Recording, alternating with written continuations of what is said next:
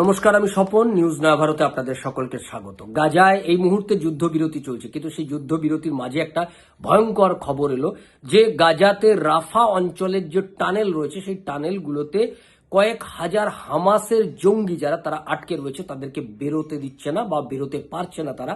Israeli বাহিনী, ইসরায়েলের যে সেনা, তারা ওকে ঘিরে রেখেছে এই হামাসের এই জঙ্গিদেরকে, যারা ওই টানেলগুলোতে লুকিয়েছিল, টানেলগুলোতে থেকে যুদ্ধ করছিল।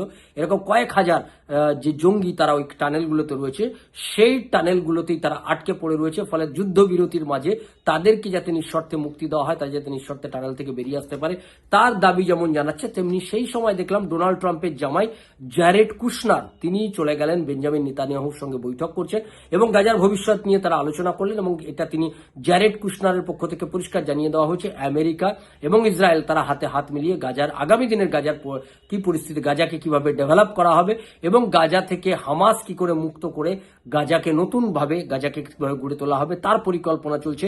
জ্যারেড কুশনার তার বিবৃতিতে সেই বক্তব্যই তিনি বারবার বলার চেষ্টা করেছেন যে ডোনাল্ড ট্রাম্প, অর্থাৎ তার শ্বশুরমশাই ডোনাল্ড ট্রাম্প, তারা এবং তার প্রশাসন, আমেরিকা সকলে মিলে চেষ্টা করছেন যে এই জায়গায় মধ্যপ্রাচ্যের এই সমস্ত অঞ্চলগুলোতে যাতে স্থিতিশীলতা ফিরে আসে, যাতে যুদ্ধ থেকে মানুষ তারা দূরে সরে আসে এবং সেখানে যাতে একটা স্থিতিশীল পরিস্থিতি তৈরি হয়, তার জন্য তারা চেষ্টা করছেন। এই কথা জ্যারেড কুশনার বলেছেন।